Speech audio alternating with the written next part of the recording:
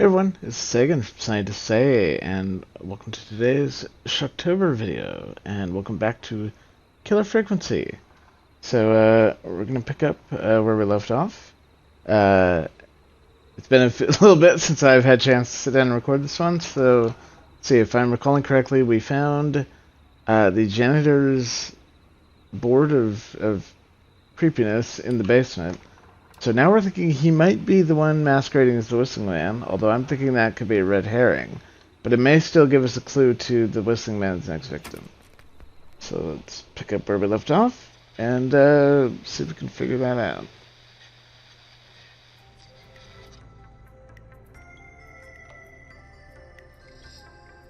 Okay, so we have Chuck Brady,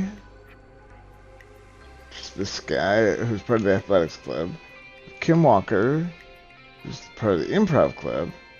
Ant Williams is part of the car club.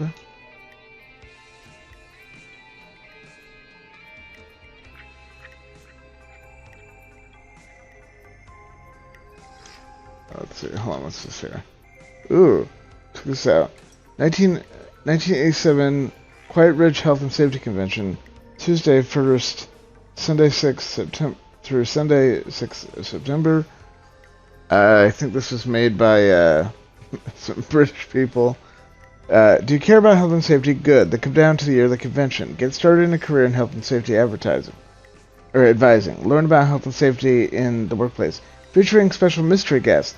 The lead engineer responsible for the Gallows Creek Harvest Festival disaster in 1972. Tragedy struck Gallows Creek yesterday afternoon after a bus failed to stop and crashed into a fuel tanker. Deceased have been identified as Gallows Creek locals Mr. D. Rudd, Mr. M. Houghton, Mr. P. Stein, Mrs. K. Stein, Mrs. J. Mildred. Police have asked for privacy of the families and the victims. The incident is now being treated as suspicious. Then here's the festival disaster in September 18th, 1972.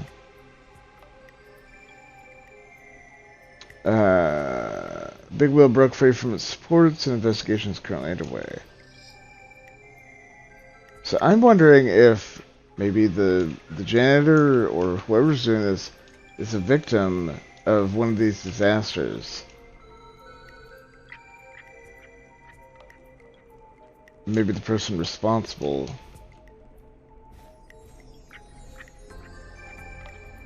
Alright, let's see what Peggy has to say here. How's it going? It's not going well. I could use some help. Okay, let's review the basics. We need to work out who the next target is. There's 4 locations, right? And 4 people. We need to figure out if anyone is at any of the 4 locations tonight. And if they are, we can call them and warn them. There must be some connections between the notes. That makes sense. Great! Need any more help? I'm good now. Thanks, Peggy. No problem. Okay, I didn't see the other set of notes here. Okay, so we have our 4 suspects. In fact, I'm gonna arrange these here. Let's that in here. Okay, so we have Chuck Brody. You have Kim Walker. We have Rebecca Allen. And we have Ant Williams. Okay, and then we got the hospital, gas station, trailer park, and the power station. Okay, so hospital, gas station, trailer park, power station.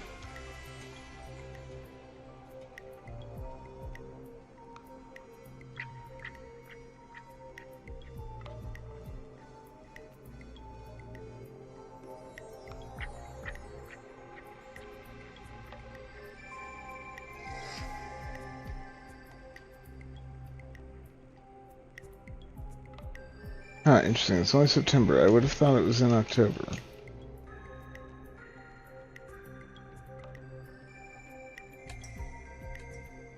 Okay, so residents will be unable to access the connecting road between Rogers Avenue and Haddonfield Road. Here's Haddonfield Road. There's Rogers.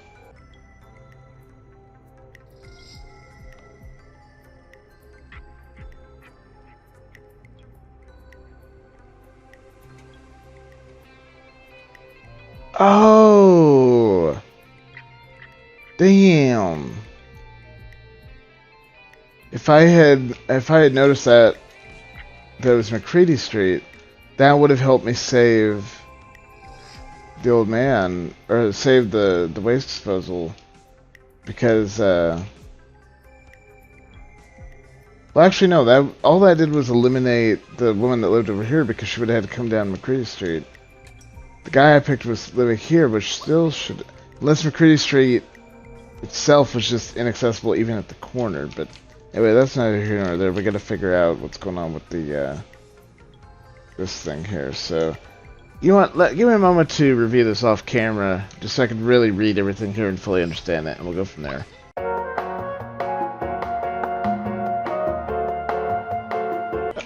Okay, I'm back. So the plot thickens here. So looks like Aunt Williams was responsible for the Ferris wheel disaster. And he was contracted from the power station at the time. So I've marked him as being at the power station. Pretty sure Rebecca Allen is at the trailer park because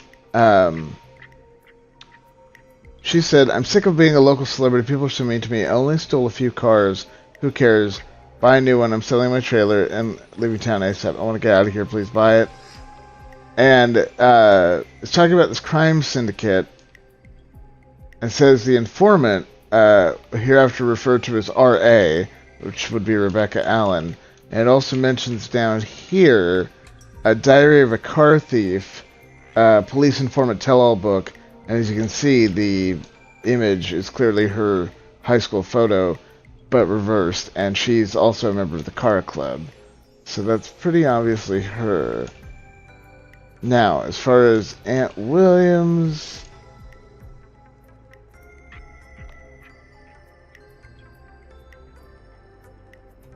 still trying to figure that one out.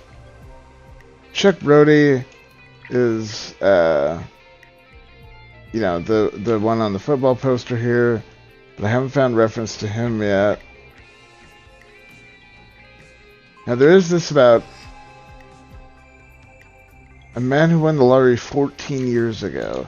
So if it's 1987 now, 14 years prior would have been 73. So do we have anything dated 73 here? 72. Ah, hold on, let's see here. Former Gallows Highway football captain Chuck Brody suffered a career-ending injury as a victim of the festival late last year. To help him on his road to recovery, we're buying him lottery tickets. Hopefully he gets lucky and can get back on his feet. Pun not intended. Okay, so he... Okay, so then that means he would have...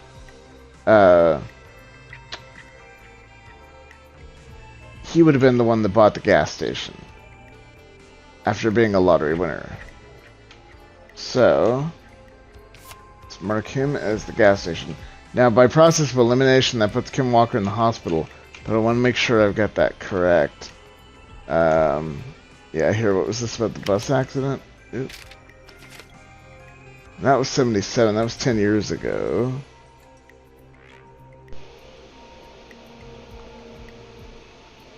And Walker isn't mentioned on it.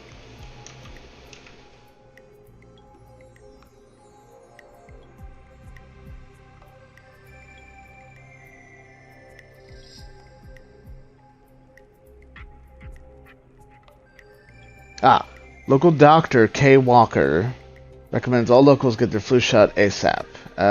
Flu season is upon us. 84 is no different to any other year. Make sure you're protected.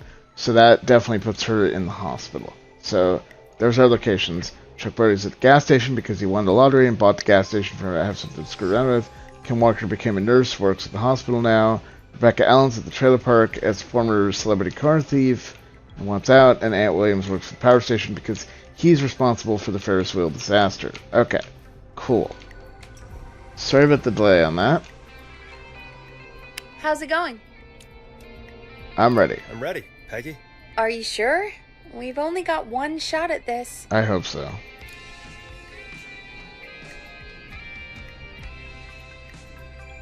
I'm sure. Let's do this. Okay, name first. Who do you think the target is? Oh. Oh god. And the game just saved. Crap.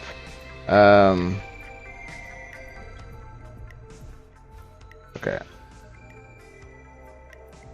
I think it's gonna be Aunt Williams because of the Ferris wheel disaster.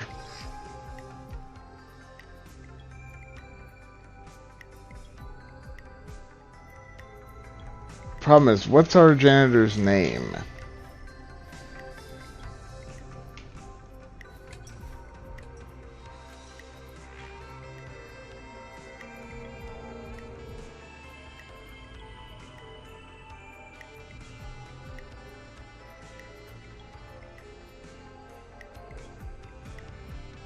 That could be a problem with the garage or the... I don't know. Let's...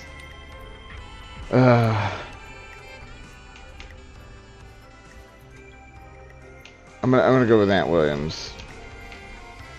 Aunt Williams. And where will I find them? The power station. Okay, I'm dialing. One moment. Oops. Hope I got this and I didn't miss some other clue.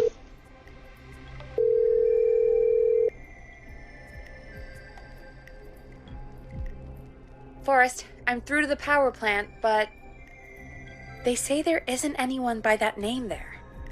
What? Then who? Jesus! It sounds like something blew up. He's using bombs now? Oh my god. The call board, one moment. Well, I've screwed something up here. Forrest, I'm getting so many calls. Just let me... I'm gonna take us off air for a moment. Crap. Peggy, It's a loss. what's happening in there? Peggy. I'm back. He blew up the gas station, Oh, Forrest. shit. Okay. I spoke to the fire department and the hospital. The fire department is useless now, as you know. And, the hospital's only ambulance was at the gas station. Forrest, you've got to say something on the radio.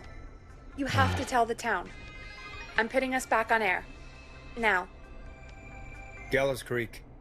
I don't know how to tell you this, but, the gas station's been bombed.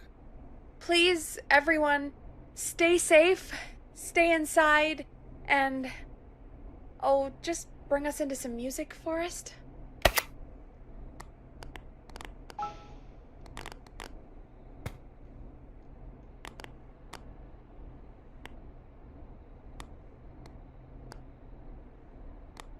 One of these I haven't played. I don't know which one. Well, here, let's play the barn. Whatever this thing is. See if that gets us somewhere. Here's some music while we regroup here on KFAM 189.16, The Stream.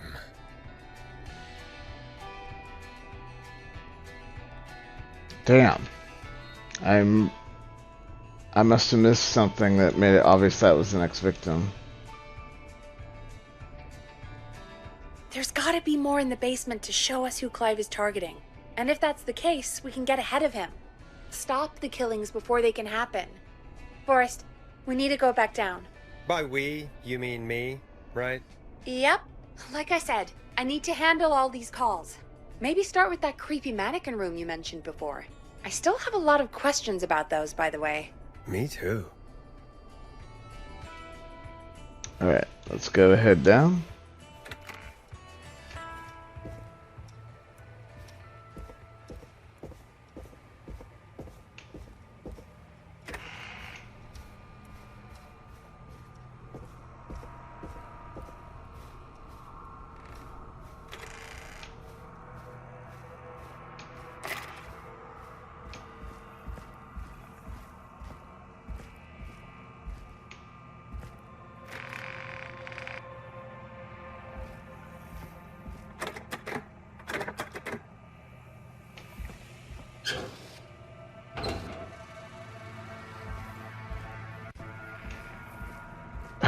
I'm upset I missed that because I thought I had that all figured out. But obviously I missed a clue.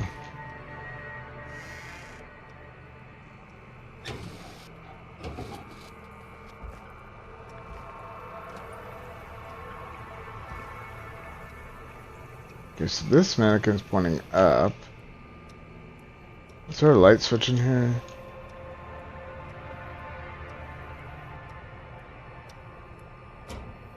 This mannequin is pointing... A key? Was this always here? What? I must have missed it when I brought everything upstairs. What key? I apologize if y'all are seeing a key that I'm just not seeing. I'm recording this during the day when I normally don't record, and I have a lot more light in here than usual, and so I may just... My screen's a little bit bright at the moment, and I might not be seeing it. What is that? The barn finds. Interesting. Here's to MC plus GB. Thank you for making our song yours. Oh, so Dawn definitely knows more than she's letting on.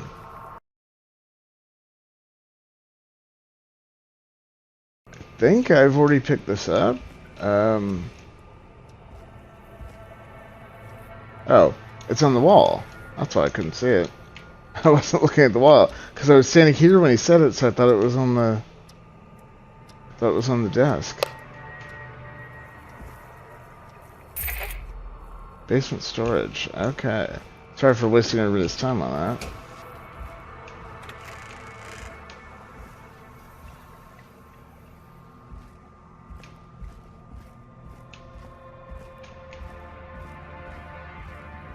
It's probably this door.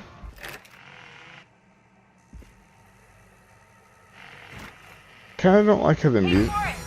Peggy, give me some warning before Yeah, yelling whoa, down the intercom. Jesus. Sorry. Buzz the intercom when you find something and want to discuss it. Okay. So we have another map down here, although it looks to be the same one upstairs.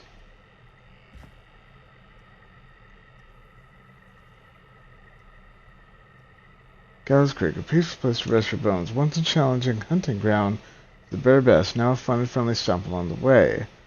Whether you're here for the sights or just passing through, if you see a stranger here, then you've probably made a friend for the rest of your life. Welcome.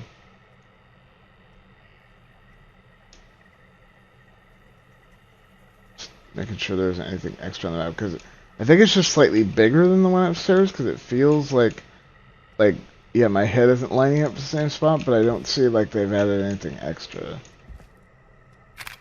Peggy, I've found a tape and a map down here. A map of what?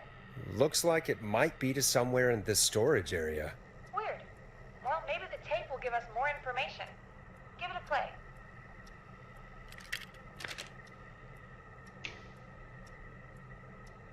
Oh, there's a tape player on the shelf here?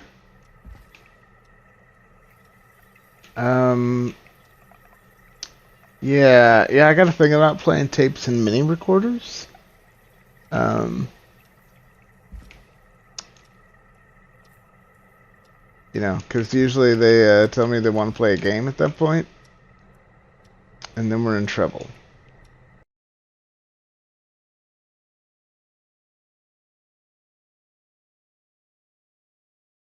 Also, this looks like oh, this is a tape player.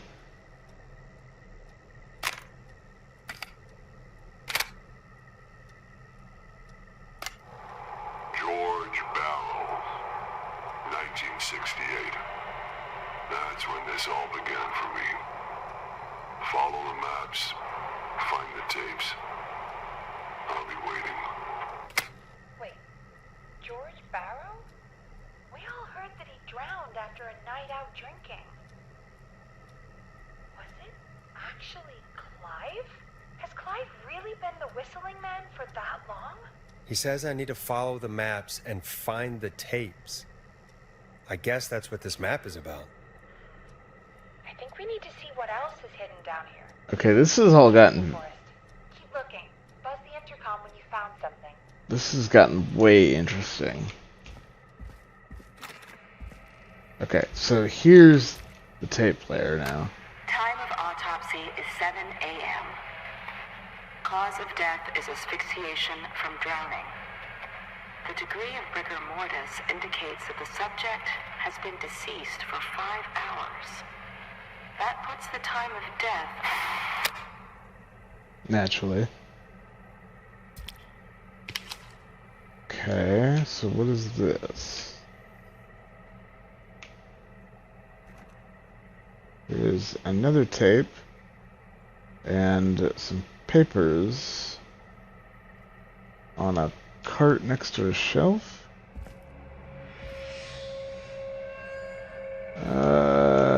Yeah, this feels like where I get murdered. Okay, so here. Small lacerations to arms, legs, and face, typically obtained by running through foliage. Severe blistering to the feet, as though the deceased had been running without stopping. Ooh.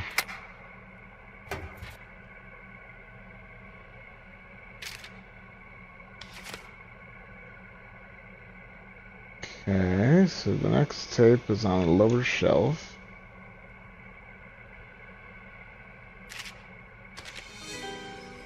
This looks useful.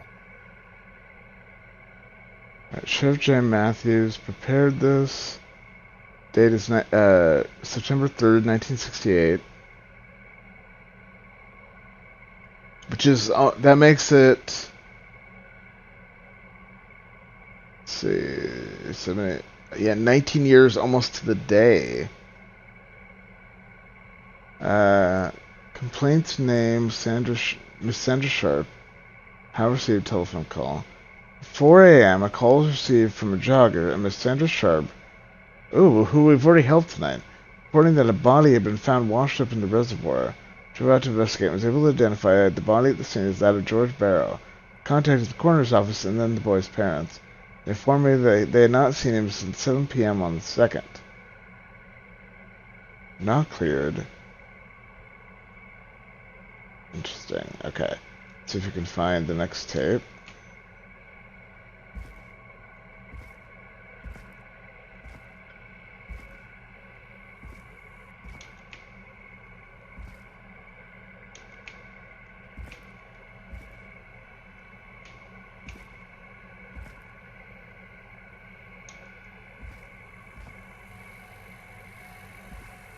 Hang on, there's tape there, but I don't want to listen to that tape if it's out of order. Oh man, this is a maze. I think this is our next tape here. I'm just gonna go make sure of that.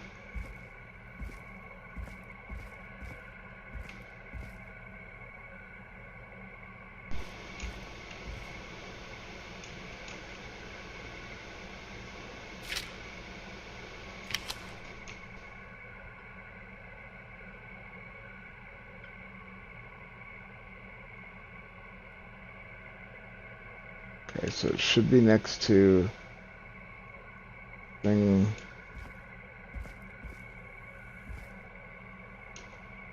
So it's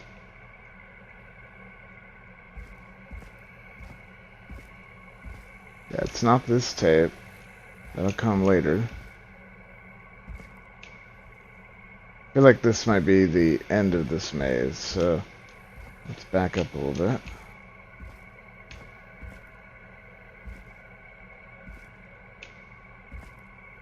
Looking for... God, I can't see shit. Okay, here, hold on. Here's the box on the chair, which means this is our next one here. Preliminary toxicology results shows no signs of inebriation. However, a high amount of cortisol was found, indicating elevated levels of stress in the immediate moments before death. Then why did the report come out that... Okay, now we're going to the one over there on the fridge. So I'm gonna go and grab this. Actually, yeah, I am gonna grab the police report. But why did everybody think that this guy drowned? If the actual report that he was stressed and had likely been running.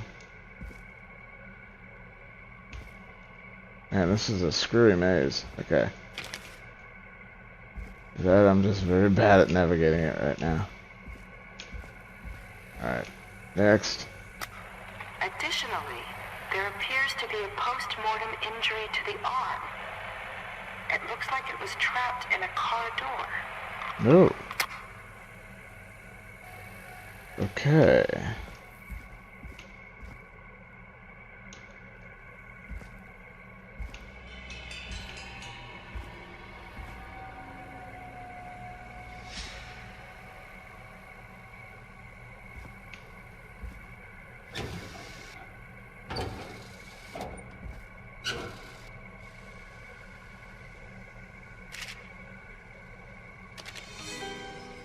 This has to be important.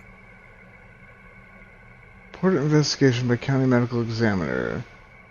George Theodore Barrow. Race white, sex male, age 18. Lives somewhere in Gallows Creek. No occupation.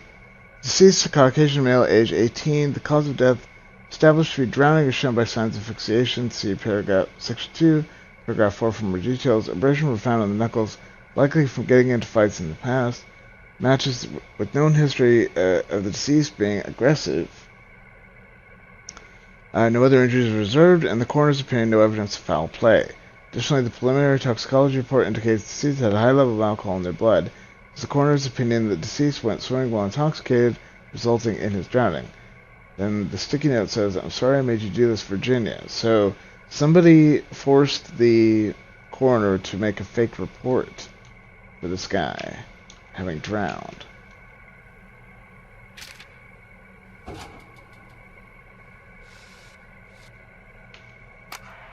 It is the coroner's opinion that the subject likely feared for his life and was chased, resulting in a fall from a height into a body of water, where he hit his head, was knocked out, and drowned.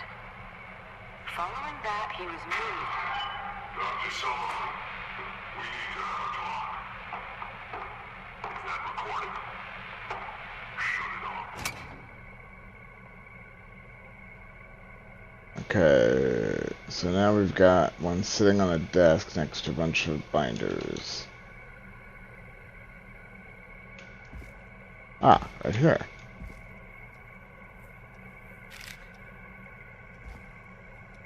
So there's been some whole big cover-up here. Humpty Dumpty. A story of love, tragedy, and betrayal. Starring Casey Cartwright as Dawn. Ah. George Barrow as Henry. Also with Marie Campbell as Anne. Okay, so there's a whole, there's a whole cover-up and intrigue going on here. And Dawn, I'm betting, is an alias for Maisie Cartwright. If you're listening to this, then I'm probably dead. What the? Yeah, what the? Man who likes to stay informed.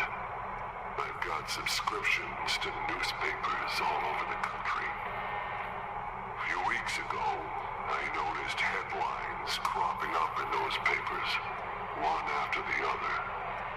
Each headline about a murder. Each murder, the death of someone I knew almost 20 years ago. And each one drawing closer to Gallows Creek. Drawing closer to the anniversary. None of us are innocent, but I don't think we deserve killing.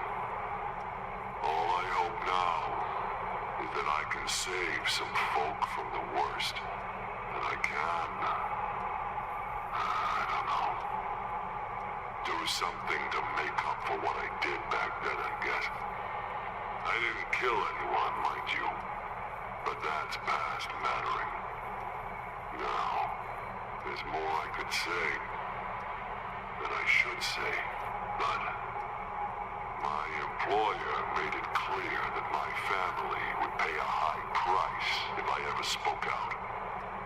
So, hopefully I've said enough for you, listener, whoever the hell you are, to start putting the truth together.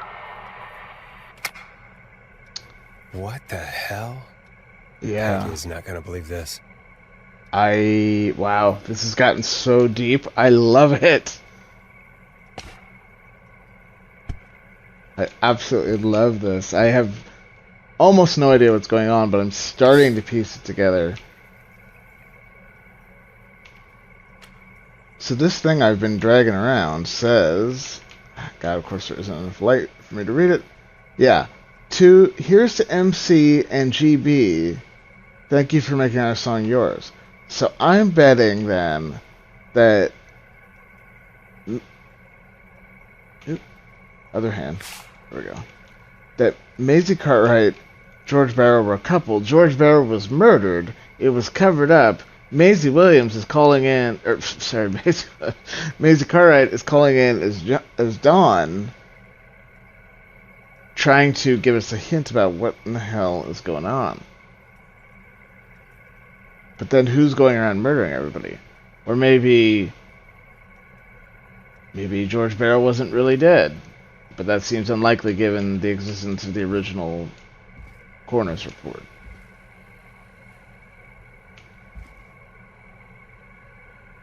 God, I want to take all of these with me, but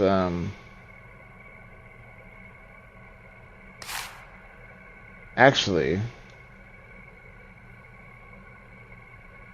MC could also be Marie Campbell, so I'm gonna take this with me too.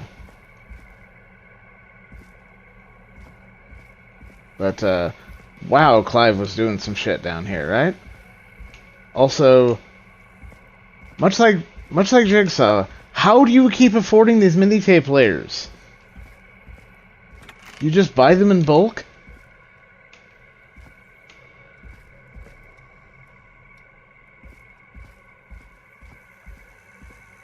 Okay, there's more to do. Something I haven't interacted with or found.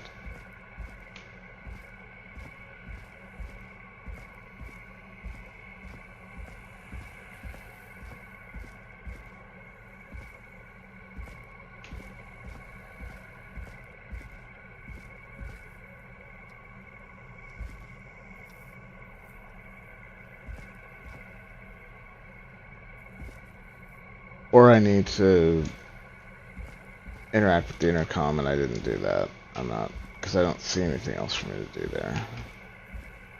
Unless I'd missed another tape. But I don't think so. I followed all the pictures.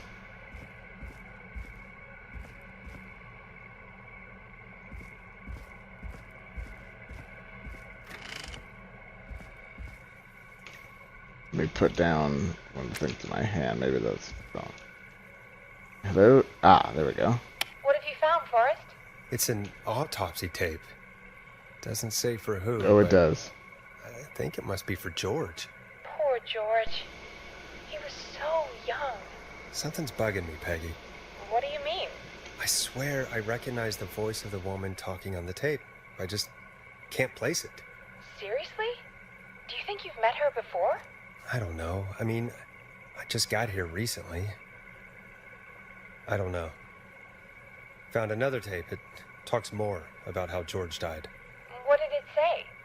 It sounds like he was running for his life. Sprinting through trees and bushes, getting cut up all over. What would drive someone to do that? I'm not sure yet. There's also a tape about a toxicology report.